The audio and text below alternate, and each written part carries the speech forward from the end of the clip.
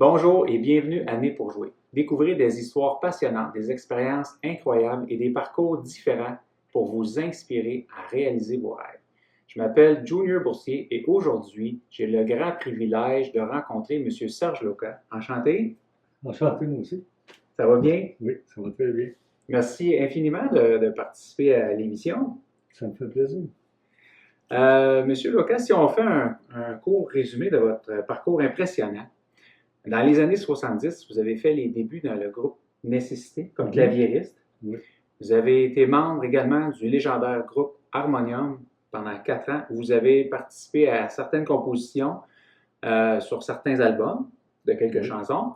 Vous avez joué sur plusieurs albums québécois entre 1973 et 1987. Vous avez joué également avec plusieurs artistes, dont Louise Forestier, Richard Séguin, Yvon Deschamps, Raoul Duguay, April Wine, Geneviève Paris, Catherine Lara, Jim Corcoran, Michel Lefrançois, Michel Normando, Valois Jaudoin et j'en passe. Vous avez également composé la trame sonore pour la série documentaire Omniscience qui a été diffusée dans 120 pays et vous avez composé plus de 400 pièces de musique, dont plusieurs ont été entendues dans plusieurs émissions de télévision, dont la série Oppression et la série Anima. Oui. Vous faites également partie du groupe Millésime avec Régent Arsenault et Éric Proulx depuis 2015 et le groupe Québec Muse également. Oui. Comment vous qualifieriez votre parcours? Atypique. Atypique? Oui, disons que c'est le parcours de l'aventurier combattant aussi. Tu sais, on va là où ce qu'on fait, on va là où la musique qu'on fait nous mène. Tu sais. Alors, je sais que je voulais jouer dans un groupe. J'ai joué dans quelques groupes. Même j'ai joué dans d'autres groupes avant, mais bon, une histoire ancienne. C'est juste après la télé couleur. Non, mais bon, c'est ça. Mon envie, c'était de jouer. C'était de jouer sur une scène avec du monde. Puis, c'est ça, faire des spectacles. Puis, plus tard, ben, ça m'a amené, bon, justement, on parle de nécessité. Avec nécessité, il y a des choses qui se sont enfilées naturellement. Après ça, tu sais, comme on avait fait la première partie du groupe britannique Gentle Giant.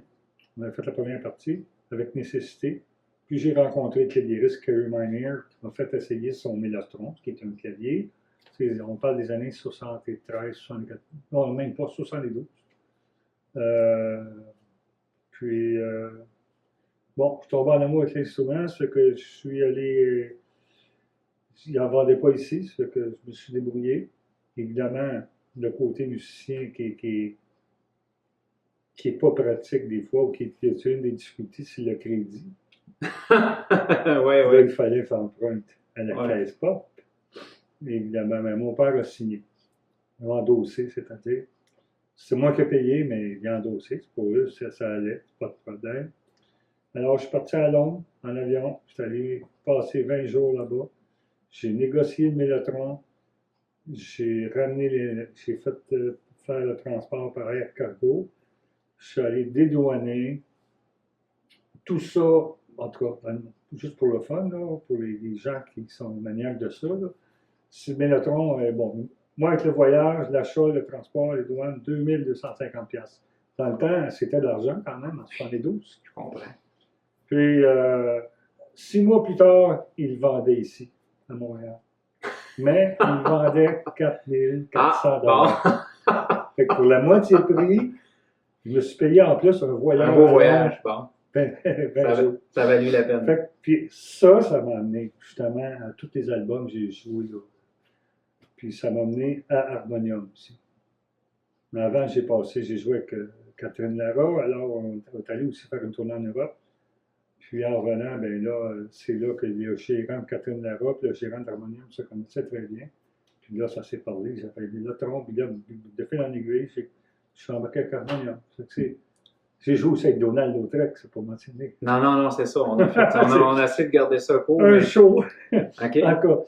Mais c'était drôle, mais c'était le fun. Puis, bref, c'est ça, mon parcours, après ça, c'est des choses se suivent. Tu sais, quand il y en a qui savent qu'Harmonium, bon, moi, je suis parti d'Harmonium, mais après ça, il y a du monde qui m'a demandé. Puis là, ben, ça continue, ça a roulé, ça a roulé, ça a roulé, ça a roulé. De fil en aiguille. Puis à un moment donné, ça a tombé tranquille, fin des années 80, mais là, j'ai commencé à composer des séries. La musique pour les séries, c'est-à-dire.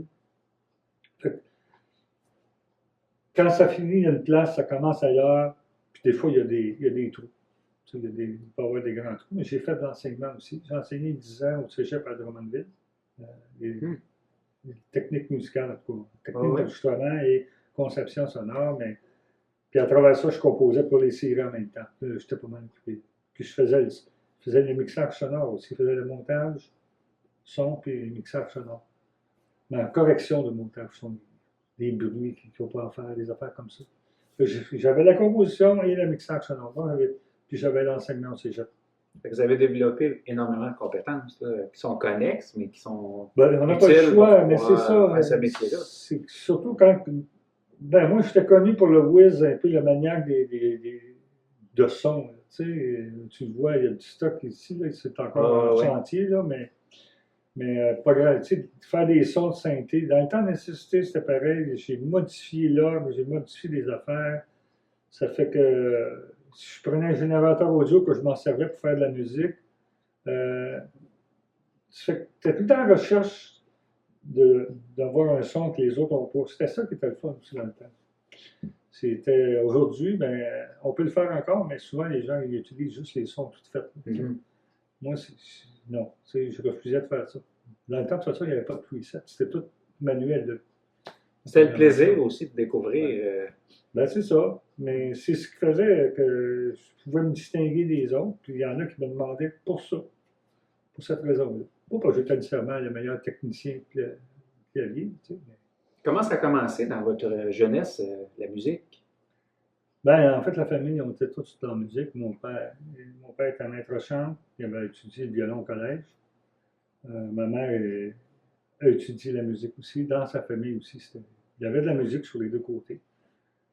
Puis évidemment, quand on était jeune aussi, on chantait en chorale. Ça fait que c'était important de développer l'oreille. Bref, mes frères aînés jouaient tous de la musique. Moi, j'étais plus jeune des garçons. Puis, bon, j'ai commencé par imitation. Tu sais, on regarde l'autre jouer, puis on apprend par oreille. Puis là, on pioche. À un moment donné, le piochage est plus agréable. Tu sais, c'est à un moment donné, c'est plus intéressant, mais il y avait tout le temps de la musique. Il y avait un piano, là, puis on passait des heures là-dessus. Tu sais. Ça fait que c'est ça. Quand tu nais dans un milieu où est-ce qu'il se joue de la musique, tu n'as pas le choix, tu vas jouer de la musique. Mes deux enfants jouent de la musique, ma fille a gagné sa vie avec ça. Mon fils, non, mais il est compositeur, puis il travaille, puis il aimerait... il pourrait éventuellement... Okay. En tout cas, mais on s'en sort pas. Fait que j'ai pas lâché. J'ai commencé, disons, peut-être vers 5 ans à peu près. Après ça, j'ai pas arrêté... Aviez-vous un modèle, un idole, quelqu'un qui vous a inspiré à faire ça? Ben moi, au départ, je me suis inspiré de mon grand frère Luc. Puis lui aussi, il jouait par oreille. Puis j'aimais bien la façon qu'il jouait. Ça fait qu'au départ, j'ai pris un peu ce modèle-là. Mais après ça, j'ai commencé un peu plus tard à accompagner des chansonniers. Puis il faisait du Léveillé, puis du Brel, des choses comme ça. Puis là, Léveillé, c'est très piano, là, tu sais. Puis il y en a qui sont pas faciles dans ces pièces. Puis là, ben, ça m'a fait travailler. C'est formateur. Puis après ça, mon frère Gilles, lui, il jouait de la trompette. Lui, c'était en si bémol. Ça fait que là, il fallait tout que je transpose mes affaires. Mais c'était bon parce que c'est ça. T'allais en si bémol, t'allais en mi bémol, en la bémol. Ça, c'était tout en bémol, là, les clés naturelles de la trompette. Alors, ça a ouvert mon jeu aussi, être capable de transposer. Maintenant, je fais ça instantanément. On fait ça, c'est un réflexe maintenant, tu sais. Mais, plus souvent, mes frères et sœurs, on a fait des tournées, on faisait du chansonnier, du Hugo Frey, des spectacles comme ça, des petits spectacles assez intimes. Puis, c'est ça. C'était comment les années 70? Parce que moi, c'était un peu avant mon temps, mais je suis venu au monde dans les années 70, mais Mais j'en ai tellement entendu parler comme une période spéciale que ça devait être le fun. Ben, il y avait aussi, la période, c'était pas seulement la musique, c'était le mouvement social, la société, la politique un peu, l'influence après l'expo, autant dans la bouffe que dans les arts, dans les musiques, dans l'ouverture sur le monde, et les drogues qui venaient avec. Ça ouvrait des portes, ça aussi. Ça ouvrait ça d'autres types de portes, et ça ouvrait l'esprit. Bon, non, mais tu sais, c'est ça. Il y avait une effervescence là, à ce moment-là. Effectivement, il y avait plein de groupes qui sortaient. Le monde se déplaçait pour aller voir les spectacles. Tu sais, aujourd'hui, le cinéma maison est là, un gros système de son. Là, le monde sont sur Facebook, ils écoutent des films en streaming. Ils peuvent écouter ce qu'ils veulent. Puis c'est pas nécessairement beaucoup de monde qui se déplace. Tu sais. C'est un exemple, tu es sur Facebook, tu te dis, bon, je fais un show, comment il y en a qui vont venir? Tu sais, il va y en avoir 150 qui te répondent, il va y en avoir 6 qui vont venir. Tu sais. Ils veulent tous venir, mais finalement, ils cochent oui un peu partout, finalement. Puis, tu sais, je sais pas si c'était pour nous faire plaisir aux artistes, mais c'est difficile de faire sortir le monde aujourd'hui. Faut vraiment qu'il y ait quelque chose de spécial, qui sort vraiment de l'ordinaire. Mais c'est vrai aussi que, ben, sans critiquer la musique aujourd'hui, mais il y en a moins de bonnes qu'avant, la musique. Ouais, c'est Moins d'autres original, il y choses. en a moins d'original. Ouais. Mais moi, il y a deux choses que je déplore un peu, c'est la frilosité des stations radio. Ils sont frileux, il ne faut pas que tu dépasses tel format, Ouais, telle c'est minute. vrai qu'il y a beaucoup de. Puis Ouais, ça, c'est des produits qui font jouer, c'est pas de la ouais, musique, selon moi. ouais, c'est ça. Puis c'est tout calibré, tout ça fit dans un cadre. Puis, bon, il y a ça, puis il y a les concours. C'est pas que je dénigre ça, tant mieux, il y a beaucoup de talent, mais des concours comme La Voix. Mais on regardera les artistes qui passent là, la plupart, c'est tous des interprètes. Mais où sont nous, les compositeurs? Ouais. On va partir quelque chose là-dessus. Non, Aimeriez-vous ça? Non, mais moi, c'est pas de leçon à donner à personne. Non, mais moi, j'aimerais ça. En tout cas, moi, pour vrai, j'aimerais ça. Non, mais comme je dis, j'ai pas de leçon à donner à personne. Comme je dis, c'est juste que les Ça serait compositeurs, ça intéressant. en prend. C'est parce qu'aussi, c'est que Ouais. la rémunération, maintenant, a tellement baissé Ouais. que ça en décourage plusieurs. Spotify, ça te paye combien? Tu sais, à un moment donné, là, on se fait manger à laine sur le dos. C'est ces compagnies-là qui font tout le cash. Mhm. On ne reçoit rien, pratiquement. C'est ridicule. Il y a même des artistes, des gros noms qui ont refusé d'embarquer sur Spotify. Entre autres, ça, c'est une des chaînes de streaming. Il y en a plein. Ouais. Mais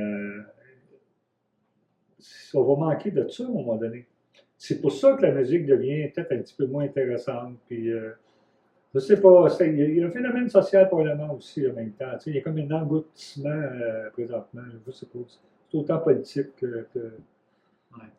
Quand vous avez écrit énormément de chansons, comment vous procédez? Bon, d'abord, des chansons. Des chansons, des mélodies. C'est des musiques. OK, c'est des mélodies. OK. 99,9%, c'est toutes des musiques instrumentales. OK. J'ai bien de la difficulté à écrire pour un chanteur ou une chanteuse, je t'avoue, là. OK. C'est pas mon style. Malgré que des fois, j'en ai fait, mais ça met mes compositions instrumentales.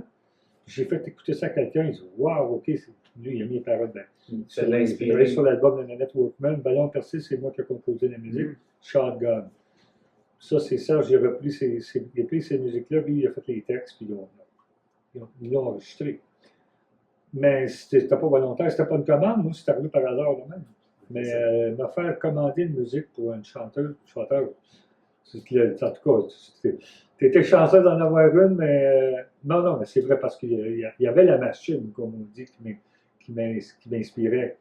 À partir de là, j'ai parti quelque chose qui fitait là. En tout cas. On parle de Hélène Lecomte qui assiste à l'entrevue, que vous allez voir son entrevue d'ailleurs, ou que vous avez vue, là, évidemment, parce que oui, c'est vrai. C'est mon ancien élève aux Arts de la Scène, qui s'est enseigné là aussi, puis avec Alain Lapointe. Puis, bref, moi, j'ai fait juste comme l'accompagnement, puis elle a fait la mélodie. C'est un travail qu'on a fait à deux. on the spot, comme on dit. Intéressant, ça. Elle a trouvé ça vite, elle a été inspirée vite. Bon. Voilà, mais c'est ça. J'ai des conseils en composition. C'est difficile. Je compose presque plus. J'improvise beaucoup à la place. Puis des fois, il y a une pièce que j'ai composée avant les fêtes. C'est parce qu'elle m'a joué dans ma tête. Ça sortait, ça voulait tout seul. Je me suis assis au piano, je l'ai joué. Ça, c'est une composition vraiment, parce que là, elle a été préméditée, elle a été pensée. C'est une inspiration que j'avais, ça me roulait dans la tête. Là, tellement que je me demandais que non, ça se peut pas, ça coule naturellement de même. Ça doit sûrement avoir été composé avant, j'ai dû être influencé inconsciemment. J'ai cherché, il y a même des applications là, sur les selles, là, il y a deux de mes amis qui l'ont. C'est vrai, Ils m'ont fait jouer la pièce, puis non. Là, ils regardaient ce qu'ils avaient trouvé, puis on écoutait ça pas, ça ressemble. Fait que je suis content parce que c'est original. Bon, yes. Mais c'est rare. Là, maintenant, c'est plus l'impôt. Mais je veux dire que j'aime mieux. J'ai de la facilité à improviser. C'est ce que. Il faut aller dans la facilité, parce on se sent bien, puis c'est là qu'on... Il faut que j'aille dans quelque chose qui donne l'accès le plus facilement possible à de l'inspiration. C'est l'improvisation. Ah oui, c'est ça. Que, des fois, 2-3 petits verres de vin, ça l'aide. ben oui, ça relaxe. C'est un lubrifiant intellectuel ou un lubrifiant musical. Au cours de votre carrière, avez-vous rencontré des difficultés là, carrière d'artiste, puis comment vous avez surmonté ça? Pas de difficulté vraiment, je pense pas.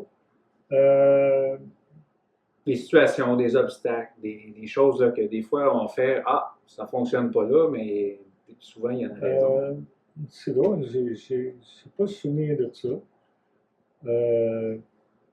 Non, les difficultés, c'est plus comme je disais, des fois c'était plus quand j'étais jeune, faire accepter le fait que je devienne un musicien, c'était même mal vu. À certains égards pour certaines personnes en autorité. Pas mes parents. Mais à l'école, il y avait un prof là, qui me traitait d'artiste, mais d'une façon péjorative. Il me traitait de l'artisme comme genre, tu sais, l'itinérant quasiment. Tu sais, le gars qui se pose sur son groupe, qui ne fait rien. Bon. J'ai vécu la même chose dernièrement. Ça se passe encore en 2019. Il se moquait de moi devant la classe. C'est vraiment là. Moi, en même temps, ça coulait quasiment comme si le dos d'un canard. Je me disais, non, de toute façon, c'est ça que je veux faire. C'est ça. Vous avez écouté votre cœur quand même. J'ai écouté. Je me suis écouté parce que la petite voix intérieure me disait, Serge, tu vas être connu au Québec. C'était drôle à dire, ça faisait prétentieux, j'avais 9 ans. Non, mais c'est... Pourquoi pas? C'est pas quelque chose que tu as tendance à dire au monde, tu sais. Ça part dans... Moi, je veux devenir... non, ça fait prétentieux ou ça fait, tu sais... Mais non. Mais j'ai écouté, j'ai foncé, j'ai travaillé sur le piano, sur l'instrument, j'ai joué. C'est comme ça qu'on se démarque, qu'on devient différent ou bon à quelque part dans un instrument, c'est en mettant du temps. Le talent, c'est un pourcentage, mais c'est pas le plus gros. C'est pas le plus gros. D'ailleurs, justement, si on parle des conseils là, par rapport à ça, comment les gens, qu'est-ce qu'ils devraient faire pour réaliser leur rêve, selon vous? Ténacité, conviction, discipline, tu travailles, la pratique, mais il faut pas que tu lâches le morceau. Tu dis non. À force de travailler, de piocher, en même temps, il faut quand même que tu sois quelqu'un de sociable aussi. Que tu aies de l'entre-gens, tu peux avoir les meilleurs musiciens au monde, mais quand ils ne sont pas vivables, aller en tournée avec eux autres, mais ces gens-là, ces musiciens-là, ils sont pas tout seuls éventuellement. Oui, c'est ça. Il y a cet aspect-là. Il y a aussi tout le côté que nous, dans notre temps, on n'avait pas, mais maintenant, il commence même au cégep, ils en donnent des cours un peu sur l'aspect business, les droits d'auteur, administration. Tu sais, il y en a des cours. Je sais qu'au cégep à Drummondville, les enseignants, il y en a qui donnaient un peu ces cours-là.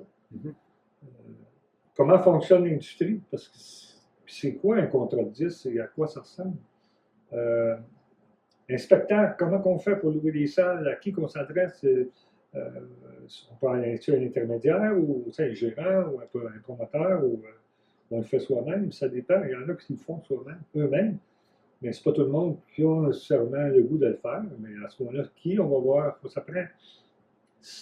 Ça prend du monde qui connaissent des choses que tu connais pas, qui fassent un complément. Il faut que tu trouves tes pièces de puzzle parce que si tu peux pas, à quelque part, tu peux quand même pas tout faire. Non, c'est ça. Ça fait que ça prend du monde, mais toi, il faut que tu t'occupes de pratiquer, de faire de la musique. Puis si tu es compositeur, t'en composes. Puis à force de composer, tu viens de plus en plus efficace. Puis ça va, des fois, même assez rapidement. Un exemple, moi, quand je composais, au début, c'était un petit peu plus tough, mais je composais, je travaillais à l'ordinateur à ce moment-là parce que je composais la musique, je faisais toute l'orchestration pour les séries. Mais écoute, il fallait que je compose là, en 3 et 4 minutes de musique par jour. Il fallait que je fasse, mettons, par semaine, on faisait une émission. J'avais à peu près, sur 24 minutes d'émission, j'avais 18, 20, 21 minutes, ça dépendait. Il y avait beaucoup de musique. Non, il y en a que c'était la musique de fond. Bon, mais tout un défi. Là, il faut que tu sortes la musique, tu ne peux pas faire retarder. C'est un peu la pression au début, mais après ça, là, j'avais tout le temps mon même pattern. Je rentrais à 9h le matin dans le studio, tu sais, je me faisais mon setup, je regardais les images, je cherchais mes sons. Des fois, j'y allais par tout. Je me montais une banque de sons prête pour jouer. Puis une fois que pendant que je cherchais les sons, moi, c'était ma méthode. Là, j'arrivais, une fois que les sons étaient trouvés, je jouais, puis si j'avais 3 minutes de musique à faire, ça me prenait 4 minutes, c'était composé. Mais il y a 2 heures avant de recherche de son. Et pendant que je cherche, on dirait que moi, à ce moment-là, ça me donnait des cues où aller musicalement. Puis je sortais, comme tu dis, tu sors 20 minutes de musique par semaine pendant 52 semaines. C'est du jus, là. Oh oui, c'est énorme. C'est énorme. Mais comme je t'ai dit, à un moment, je trouve ta façon de travailler. C'est chacun, ça dépend de. C'est comme composer pour des chanteurs, chanteuses, c'est selon moi, beaucoup plus difficile. Parce que la personnalité, tu as la voix, tu as le registre, tu as ce que la personne veut aller chercher, dans quel style elle va aller. Est-ce que toi, tu trouves que c'est un style que ça ne marchera pas, ou tu sais, en même temps, tu as toutes tes inquiétudes, tu sais. Fait que c'est un peu ça, c'est pour ça que j'embarque pas trop là-dedans. Non, c'est bon, c'est bon. Est-ce qu'il y a une période dans votre vie qui a été une belle période, la plus belle, mettons, ou une des plus belles? Ben, moi, je pense que la plus belle, c'est avec Harmonium, parce que qu'est-ce qu'il y a de plus beau que d'abord, la musique est belle. Ce qu'on jouait, on avait du fun à jouer parce que c'est nous qui trouvions ce qu'on avait à jouer. Les salles étaient pleines. Tout le temps, c'était la folie. Écoute, il n'y a pas de place qu'on n'a pas joué qu'il n'y a pas un banc qui était libre. Et c'était tout le temps ça. Puis, en studio, ben, c'était pareil, on avait de la liberté, on pouvait aller où est-ce qu'on voulait. Il n'y avait pas de limite pour les idées. On avait le temps. Si ça prenait 400 heures pour l'album, ça prenait 400 heures. Surtout qu'Harmonium, après moi, je suis arrivé après le premier album, l'album Harmonium. Puis ça a tellement vendu que quand ça a été re-signé par une autre compagnie, après, si on avait besoin d'une 5e saison, ben, il était sûr que ça vendait. On avait beaucoup de latitude. Les compagnies de disques nous laissaient beaucoup de latitude. La même chose pour Leptable. Leptable, ça a été en plus, c'était avec l'orchestre symphonique. C'est une première, ça, dans les groupes québécois, de jouer avec un orchestre symphonique. Ça devait être intéressant. C'était un projet ambitieux, là. Oui. Hein, mon Dieu, oui. Puis ça, c'est ça qui était le fun, c'est qu'on n'avait pas une tourne sur la table qui pouvait passer à la radio, qui est radiophonique, comme le format 3 minutes et demie, 3 minutes et quart. Il n'y avait pas ça, il n'y avait rien. C'était des pièces qui duraient 5, 8, 10, 15 minutes. C'était vraiment ce que vous aviez envie de faire. C'est ça qui est le fun. Ben, c'est ça que je trouve le Ouais. plus beau. C'est de faire ce que tu as envie de faire, puis de réussir à vendre le show. Ouais. Pareil, puis de jouer, puis tu vends des disques, puis les shows roulent, puis on s'est promené dans le Canada, puis on est allé aux États-Unis, mais moi, je suis pas allé, en tout cas, après. On a fait le tour d'Europe avec Supertramp en première partie. Ça fait que ça, avec ça, c'était une expérience. Ça devait être le fun. On est allé à Londres aussi. Mais c'est ça, c'était une belle période. Écoute, je pense pas qu'il y ait eu de plus belle période que ça. Depuis les années 60, l'année jusqu'à aujourd'hui. En tout cas, moi, je me considère très chanceux Ben oui. d'avoir pu être parmi dans cette période-là, puis parmi ce monde-là avec qui on jouait. Puis il y avait aussi des fois des shows, là, c'était un collectif, là, on était 4-5 bandes, on était 30 sur le stage, tu sais, sur le show qui est nous là, sur la montagne, devant 250 000 personnes. Wow. C'est que ça donne un méchant buzz, ça. C'est ça, oui. Une montagne de monde. Tu voyais même plus le sol. Là. Tu voyais le terrain, il y a des ballons, mais en fait, c'est les têtes qui faisaient les formes de ballons. Tu sais. Il y a du monde de grimper dans les arbres. Wow. Ouais. On voit moins ça aujourd'hui. Hein. Puis, politiquement, bon, ça s'en venait. Tu sais, le PQ qui s'en venait au pouvoir, il y avait une ferveur politique. Tu sais. Puis, on se promenait, là, revenait de la Saint-Jean à Montréal. Là, tout le monde s'envoyait des babayes. Personne ne se connaît, tout le monde était friendly. Là, puis c'était. Il y avait quelque chose, il y avait un buzz, là, tu sais. C'est plus comme ça. Est-ce qu'il y a d'autres rêves que vous aimeriez réaliser aujourd'hui? Mais je ne sais pas.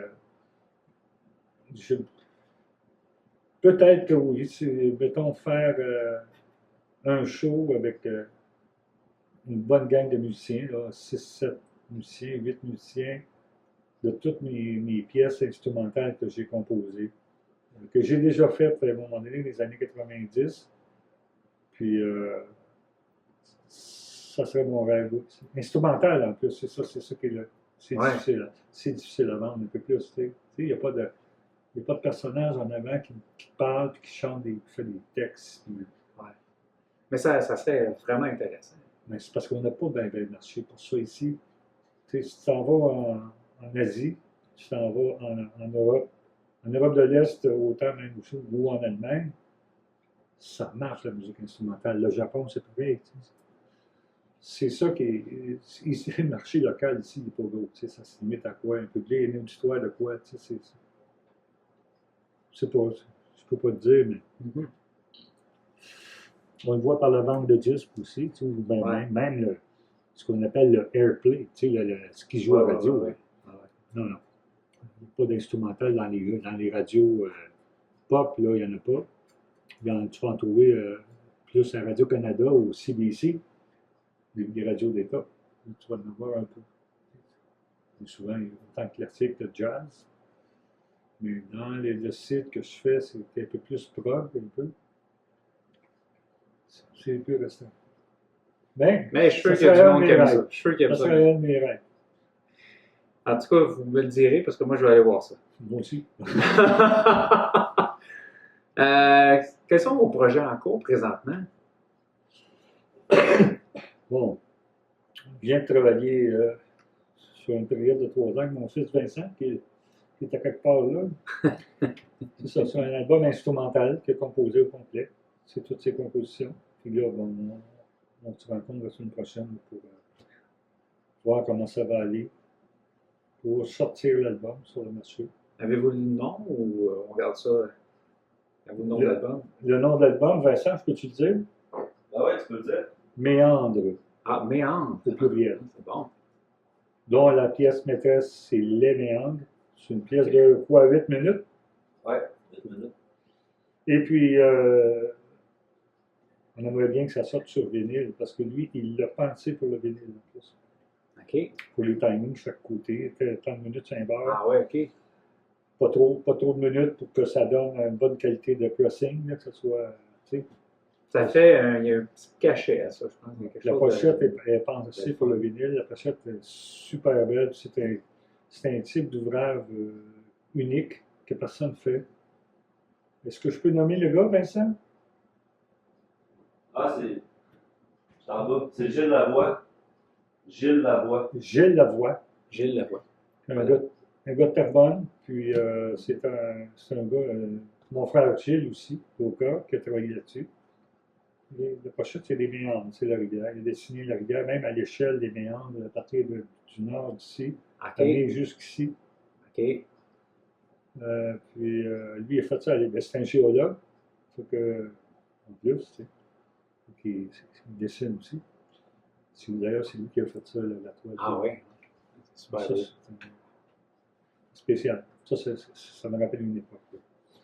Puis lui, après ça, il a travaillé par-dessus.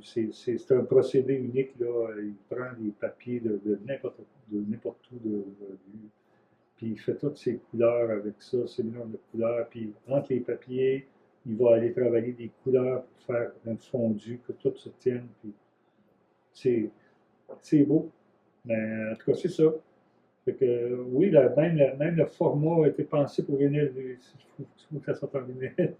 Mais en tout cas, c'est des temps pour parler. C'est que ça promet, on risque. C'est bien parti. On peut vous suivre sur. Vous avez une page Facebook? Moi, j'ai ma page Facebook, oui, mais ça ne veut pas trop. C'est OK. pas marqué, ça ne veut pas artiste. Machin truc, là, c'est juste ça veut pas. C'est une page publique. OK. Puis j'ai aussi de la page Facebook pour Québec. Québec Muse, oui. En fait, que ma fille Maud aussi. Avec un K. Ouais. K-E-B-E-K-M-U-S-E. Voilà. Et c'est ma fille Maud aussi, elle joue avec moi sur le spectacle. Il y a aussi Libert Subirano, saxophoniste fustige d'harmonium. Puis j'ai un chanteur et une chanteuse, Marianne Mathieu et Serge Fortin, guitaristes en même temps. Voilà, c'est ça. C'est qu'on on a notre page Facebook. J'ai aussi le groupe Millésime. Millésime, oui. Oui. Là, on est 5 musiciens là aussi, dans ce format-là. Québec Muse, c'est la musique québécoise francophone des années 70. Puis Millésime, c'est la musique progressive des années 70, mais on déborde aussi quand même. On fait aussi un peu d'harmonium, mais bon. C'est les deux formations, c'est ça. Super, ça. Ben, J'ai quand même pas mal de pain sur la planche. Puis il y a aussi que j'accorde beaucoup de piano.